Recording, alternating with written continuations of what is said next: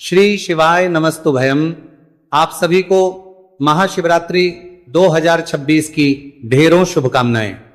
प्रिय दर्शकों, आज के इस वीडियो में हम विशेष रूप से बात करेंगे आने वाली महाशिवरात्रि की। 2026 की महाशिवरात्रि कब है, क्या योग बन रहे हैं, महाशिवरात्रि का महत्व क्या है, इसकी महिमा क्या है। मैं आपके लिए शास्त्रों से संपूर्ण महिमा लेके आया हूं, जिसको जब आप सुनेंगे तो आपका मन शिवरात्रि का व्रत करने से अपने आप को रोक नहीं पाएगा। बहुत तो पूर्ण दिन होता है शिवरात्रि का।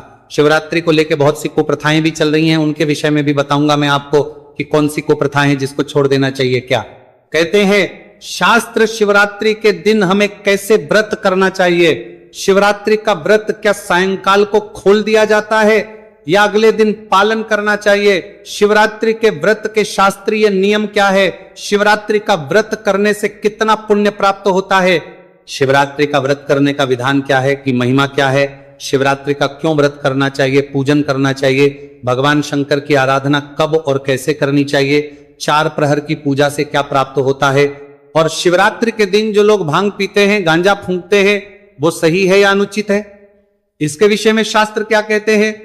क्या ये शास्त्रों के सम्मत है कि उस दिन भांग पीनी चाहिए या नहीं पीनी चाहिए। भगवान शंकर के द्वारा इस व्रत का जो महिमा आवंटन किया गया है या इस व्रत के विषय में जो कहा गया है वो बताऊंगा आपको। अनेकों पुराण से, विशेष रूप से कुमार कार्तिकेय के स्कंद पुराण से जानकारी होगी, जिसमें शिवरात्रि की महिमा का विस्तार से वर्णन किया गया है। यह वृतांत भगवान शंकर के द्वारा स्वयं माता पार्वती को सुनाया गया। वह वृतांत भी इस वीडियो के माध्यम से आपके सामने होगा। इस प्रकार से संपूर्ण जानकारी आने वाली शिवरात्रि क्यों महत्वपूर्ण है, कैसे व्रत करना चाहिए, कैसे पूजन करना चाहिए, कब मनानी चाहिए, क्या इसकी महिमा है, आप इस वीडियो के माध्यम से जानकारी प्राप्त कर पाएंगे। आइए प्रिय दर्शकों, आरंभ करते हैं। आपसे निवेदन है कि वीडियो यदि थोड़ा सा भी उपयोगी लगे तो कृपया एक बार लाइक अवश्य कर दीजिएगा। भगवान शंकर की कृपा प्राप्त करने के लिए कमेंट बॉक्स में अवश्य लिखिएगा जय शिव शंकर या ओम नमः शिवाय। भगवान शंकर की कृपा से आपके जीवन का उद्धार होगा, आपका कल्याण होगा। आप देख रहे हैं सनातन धर्म का संसार ज्योतिष संस्थान का प्रतिष्ठित यूट्यूब चैनल सनातन धर्म का संसार धार्मिक। हम यहां पर सभी व्रत और त्योहारों की सही शास्त्रीय जानकारी प्रदान करते हैं। शास्त्र और पंचांग के आधार पर आपको बताते हैं कौन सी तिथि कब है, व्रत आदि कब करना है, क्या विधि है, क्या नियम है और क्या गलती नहीं करनी है। यदि आप सभी व्रत और त्योहारों की सही शास्त्रीय जानकारी पाते रहना चाहते हैं तो कृपया चैनल को सब्सक्राइब कीजिए और बेल आइकन को प्रेस कीजिए। जब आप सब्सक्राइब का बटन दबाएंगे तो वहां 1 घंटी का निशान बना हुआ आएगा, उसको अवश्य दबाइएगा, तभी आपको हमारे सारे वीडियो प्राप्त होंगे, अन्यथा आपसे जानकारी छूट जाएगी। आइए दर्शकों, जानकारी आरंभ करते हैं। क्या अद्भुत महिमा है महाशिवरात्रि की। मैं शुरुआत करूंगा पद्म पुराण से, जहां बड़ा स्पष्ट लिखा है कि चाहे मनुष्य किसी भी देवता का उपासक क्यों ना हो, चाहे मनुष्य भगवान विष्णु का पूजन करता हो, भगवान विष्णु का उपासक हो, चाहे आदि शक्ति का हो, गणेश जी महाराज का उपासक हो, चाहे सूर्य देव की उपासना करता हो, सूर्य देव का उपासक हो, किसी भी देवता का उपासक क्यों ना हो, यदि वह मनुष्य भगवान शंकर के महाशिवरात्रि व्रत को नहीं करता है तो उसे किसी उपासना का पुण्य फल प्राप्त नहीं होता है। अर्थात आप किसी भी पंथ से क्यों ना हो, शैव से हो, वैष्णव पंथ से हो या किसी भी पंथ को मानने वाले हो, सबके लिए शिवरात्रि का व्रत समान रूप से कल्याणकारी है और अवश्य करना चाहिए, अवश्य ही करना चाहिए। मतलब कंपलसरी है, करना ही करना चाहिए, क्योंकि यह कल्याण करने वाली रात्रि है, यह मनुष्य का कल्याण करने वाली रात्रि है और इसे महाशिवरात्रि इसीलिए कहा जाता है। 4 महारात्रि कही गई है। यूं तो आप जानते ही होंगे उन 4 महारात्रि में से एक महारात्रि जो है वो महाशिवरात्रि की होती है। मैं आपको बताता हूं उस वृतांत के विषय में जो स्वयं माता पार्वती ने भगवान शंकर, जब माता पार्वती ने भगवान शंकर से प्रश्न किया तो किस प्रकार से भगवान शंकर ने इसकी महिमा, ये जानकारी स्वयं माता पार्वती को दी। भगवती जगदम्बा स्वयं भगवान शंकर से प्रश्न कर रही है कि हे भगवान, धर्म, काम और मोक्ष इस चतुर्वर्ग के आप ही तो देने वाले हैं। मनुष्य की भक्ति से प्रसन्न होकर आप ही मनुष्य को प्रदान करते हैं। तो हे प्रभु, आप ये बताइए कि आप किस पूजा से, किस पाठ से, किस व्रत से प्रसन्न होते हैं। आप प्रसन्न कैसे होते हैं? माता पार्वती ने भगवान शंकर से प्रश्न किया, जिससे कि मनुष्य का कल्याण हो सके, क्योंकि भगवान शंकर सब कुछ देने वाले हैं। तो मां कहती है कि आप मनुष्य का कल्याण करते हैं, धर्म देते हैं, उसके जीवन की सभी मनो इच्छाओं को पूरा करते हैं, पर प्रभु आपको प्रसन्न कैसे किया जाता है? एक मनुष्य क्या करें जिससे कि आप प्रसन्न होकर उसकी इच्छाएं पूर्ण करें? ये बड़ा ही सुंदर माता पार्वती ने भगवान शंकर से किया। तब भगवान शंकर क्या कहते हैं वो ध्यान से सुनिए। दान शंकर कहते हैं कि हे देवी पार्वती, फाल्गुन मास के आने पर फाल्गुन मास के कृष्ण पक्ष की जो चतुर्दशी तिथि होती है, और चतुर्दशी तिथि को आश्रय करके जिस अंधकार में रजनी का उदय होता है उसको शिवरात्रि कहते हैं। अर्थात फाल्गुन मास के कृष्ण पक्ष की चतुर्दशी की जो महारात्रि है वह शिवरात्रि समय होता है, और उस दिन जो व्रत उपवास करता है वह निश्चय ही मुझे संतुष्ट कर लेता है, अर्थात भगवान शंकर को प्रसन्न कर लेता है। ये एक जानकारी मैं बताता चलूं कि ये जो फाल्गुन मास के कृष्ण पक्ष की चतुर्दशी जब आती है, तो दक्षिण भारत, गुजरात आदि प्रांतों में माघ मास की शुक्ल पक्ष की चतुर्दशी होती है। भगवान शंकर कहते हैं कि जो इसके व्रत को कर लेता है वह निश्चित ही मुझे कर लेता है। भगवान शंकर कहते हैं कि मैं अनंत प्रकार की धूप, दीप, नैवेद्य अर्पित करने से और पूजा करने से भी उतना प्रसन्न नहीं होता जितना इस दिन केवल उपवास व्रत करने से मैं प्रसन्न हो जाता हूं। तो इस प्रकार से शास्त्र कहते हैं कि जो शिवरात्रि का जो प्रमुख हो अंग जिसे हम कहें, जो मूल जिसमें सारा छुपा है, जिसमें सारी शक्ति छुपी है, वह है शिवरात्रि का व्रत उपवास। शिवरात्रि कोई उत्सव मनाने के लिए नहीं है, शिवरात्रि का है उसके व्रत के लिए, उपवास के लिए और साधना करने के लिए। जो मनुष्य इस दिन व्रत करता है, उपवास करता है, साधना करता है, वह निश्चित ही अपनी उन्नति कर लेता है। तो मनुष्य को शिवरात्रि वाले दिन सूर्योदय से पहले उठ के स्नान आदि करके वस्त्र धारण करना चाहिए। तदोपरांत भगवान शंकर की विधि विधान से पूजा करने चाहिए। संकल्प करते हुए संकल्प करेंगे कि हे भगवान शंकर, मैं आज शिवरात्रि का व्रत करने का संकल्प करता हूं, इसे मैं सफलतापूर्वक कर पाऊं, इतनी मुझे शक्ति दीजिए और आप इसे स्वीकार कीजिए। ये मानसिक संकल्प आपने अवश्य करना है, या जब आप पूजन कर रहे हैं तो हाथ में जल लेकर आप संकल्प कीजिएगा।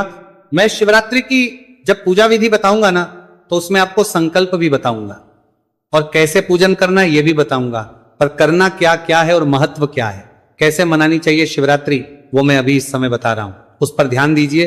भगवान शंकर ने कहा कि व्रत करने से वो अत्यंत प्रसन्न हो जाते हैं, तो वर्णन आया कि प्रभु इसका व्रत कैसे करना चाहिए। तो प्रिय दर्शकों, यहां बड़ी ही महत्वपूर्ण जानकारी आपके लिए आ रही है। अभी जो मनुष्य व्रत करते हैं ना, अधिकतर जो आप लोगों ने देखा होगा शिवरात्रि का व्रत करते हुए कि कुछ लोग गाजर का हलवा बनाते हैं, कुछ लोग आलू का हलवा बनाते हैं, भिन्न भिन्न प्रकार के पकवान बनाते हैं, पुड़िया बनाते हैं, और वो खाके और व्रत करते हैं। अर्थात दिन में सुबह पूजा पाठ करी, स्नान किया, भगवान को स्नान कराया और उसके बाद अपना व्रत खोल लेते हैं।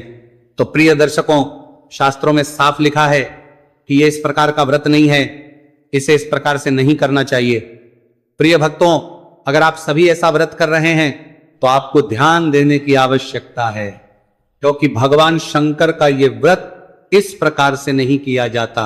भगवान शंकर का ये जो विशेष दिन, इसको इस प्रकार से खा पी के व्यर्थ ना गवाएं, इसको ऐसे ही ना जाने दीजिए। बड़ा महत्वपूर्ण दिन है, क्योंकि शिवरात्रि का व्रत साधारण व्रत नहीं है। इसीलिए इस प्रकार से खा पी के आप जो व्रत कर रहे हैं, तो आप समझिए कि शिवरात्रि का जो अवसर आपके जीवन में आया है, भगवान शंकर के आशीर्वाद को प्राप्त करने का, आपकी मुक्ति का वो अवसर आप ऐसे ही गंवा दे रहे हैं। अब आपके मन में प्रश्न उठेगा कि पंडित जी बताएं फिर करना कैसे है, कैसे व्रत किया जाना चाहिए। तो हमारे आगे क्या कहते हैं सुनिए। आपके मन में प्रश्न उठ रहा होगा कि भाई जब कुछ ऐसे नहीं खाना पीना है तो कैसे हमें व्रत करना चाहिए, खाना पीना क्या चाहिए। तो प्रिय दर्शकों, इसमें कुछ भी खाना पीना नहीं चाहिए। शास्त्र कहते हैं कि यदि संभव हो तो निर्जल रह के इस व्रत को कीजिए। निर्जल, जल भी ग्रहण नहीं करना, अन्न तो दूर की बात, आहार तो दूर की बात, निर्जल रह के इस व्रत को कीजिए। अगर आप निर्जल नहीं रह सकते हैं तो वे लोग जल पी के जल पर रहें, और जल पीकर इस व्रत को करना चाहिए। और जो लोग जल पीकर नहीं रह सकते, जिनको और अधिक आवश्यकता है, तो वो लोग इसके स्थान पर नारियल पानी पी सकते हैं। वो जल की भी प्यास बुझाएगा और आपको थोड़ी सी कैलोरी भी मिल जाएगी उससे। तो आप नारियल पानी पी के भी इस व्रत को कर सकते हैं। अब मान लीजिए नारियल पानी से भी काम नहीं चले, उसमें भी कमजोरी आदि आपको लगे, कुछ ऐसा लगे कि नहीं अब तो शरीर चलेगा ही नहीं, तो आप दूध ले लीजिए, दूध पी के इस व्रत को कर सकते हैं। और जिनको ये लगे कि दूध से भी काम नहीं चलेगा तो आप फल खा लीजिए, फल लेकर इस व्रत को कीजिएगा, परंतु इससे अधिक नहीं, फल से अधिक कुछ नहीं। अगर व्रत करना है तो इस नियम से व्रत कीजिए। ऐसा भी नहीं कि बहुत सारे लोग फलाहार के नाम पे कुटू सावक सिंगाड़ा लेके आएंगे और कहेंगे जी हमने इसमें काली मिर्च डाली है, हमने सेंधा नमक डाला है, उससे करने कोई लाभ नहीं इसका। व्रत करना है, आहार अंतिम है और सर्वोत्तम है निर्जला करना। अब प्रश्न उठता है जी किसी की उम्र अधिक है, कोई बालक है या कोई वृद्ध है या कोई बीमार है, अधिक समय तक इस प्रकार से नहीं रह सकता, तो आपसे जैसे बन पड़े वैसे कर लीजिएगा, जैसे भी आपके लिए संभव हो पाए। लेकिन जो पूर्ण रूप से स्वस्थ है तो मैं यही अनुग्रह करूंगा कि आप इस दिन को व्यर्थ ना गवाइए, विधि से व्रत कीजिए। प्रिय दर्शकों, ये मोक्षदायिनी तिथि शिवरात्रि कोई साधारण तिथि नहीं है, इससे मोक्ष की प्राप्ति होती है। इसके विषय में स्कंद पुराण में वर्णन आता है। स्कंद पुराण में लिखा है कि जो शिवरात्रि का व्रत है वह परात्पर है, अर्थात ये सबसे उत्तम व्रत कहा गया है। जो मनुष्य इस शिवरात्रि में महादेव की पूजा भक्ति पूर्वक नहीं करते वह 1000 वर्षों तक जन्म चक्रों में घूमता रहता है, अर्थात उसकी मरण के इस चक्कर से कभी मुक्ति नहीं हो पाती। स्कंद पुराण कहता है कि अर्थात ऐसा मनुष्य बार बार जन्म लेता है और बार बार मृत्यु को प्राप्त होता है। तो ये जो तिथि है ये आपको भगवान का धाम दिलाने वाली है, जन्म मरण 3 मृत्यु के इस चक्र से मुक्ति दिलाने वाली है। ये मुक्ति का मार्ग है, इसीलिए इस तिथि को अपने हाथ से भी ना जाने दीजिए। चाहे जीवन में जो मर्जी हो जाए, पर आपको यह व्रत अवश्य करना चाहिए। कारण क्या है? शास्त्र कहते हैं कि चाहे हिमालय क्षय को प्राप्त हो जाए, अर्थात हिमालय का क्षय हो जाए, चाहे मंदिर विंध्याचल आदि जो पर्वत हैं वो भी विचलित हो जाए, परंतु भगवान शंकर का जो व्रत आप करते हैं वह कभी निष्फल नहीं होता। भगवान शंकर का जो आप व्रत करेंगे वो सदैव सफल ही सफल होता है। इसीलिए अगर आप शिवरात्रि व्रत करते हैं तो यह कभी निष्फल नहीं होगा, सदा आपके जीवन का कल्याण करेगा, यह आपको मुक्त करके ही रहेगा। भगवान शंकर का यह जो व्रत होता है, इसका जो पुण्य होता है वह कभी आपका साथ नहीं छोड़ता। भगवान शंकर वो देव हैं जो एक बार जिनको आपने भज लिया तो सदा आपके साथ रहते हैं। भगवान शंकर के इस व्रत के पुण्य की महिमा इतनी अधिक है कि मनुष्य का साथ हर कोई सकता है, यहां तक कि मनुष्य का शरीर भी साथ छोड़ देगा, उसके बाद भी भगवान शंकर के इस व्रत का जो पुण्य है वो आपके साथ चिपका रहेगा। और जब ये पुण्य चिपका रहेगा तो वो आत्मा जब इस पृथ्वी लोक से आगे के रास्ते पर जाएगी तो उस पुण्य के प्रभाव से सीधी उसकी मुक्ति हो जाएगी, तृप्ति हो जाएगी। ये मैं ऐसे ही नहीं बोल रहा हूं, शास्त्र कहते हैं कि 2 चीजें कभी आपका साथ नहीं छोड़ती। कौन? एक आपकी गुरु का आशीर्वाद, और दूसरा शिव व्रत, शिव जी के व्रत का पुण्य। ये कभी आपका साथ नहीं छोड़ते जब तक आप शिवत्व को, भगवान शिव के धाम को प्राप्त नहीं कर लेते। तो ये जो पुण्य है कोई साधारण पुण्य नहीं, इसको वज्र पुण्य कहा गया है, जो कभी नष्ट नहीं होता, किसी के द्वारा नष्ट नहीं किया जा सकता, केवल मनुष्य का कल्याण करता है। शिवरात्रि का अभिप्राय ही है आनंदमयी कल्याणमयी रात्रि। यह मनुष्य का आनंद करने के लिए और कल्याण करने आती है। अगर हम भगवान शंकर के इस दिन के पूजन की बात करें तो 4 प्रकार के अंग पूजन के कहे गए हैं। जैसे 4 प्रहर होते हैं, उसी प्रकार से 4 प्रहर में अलग अलग चीजों से भगवान शंकर का पूजन किया जाता है।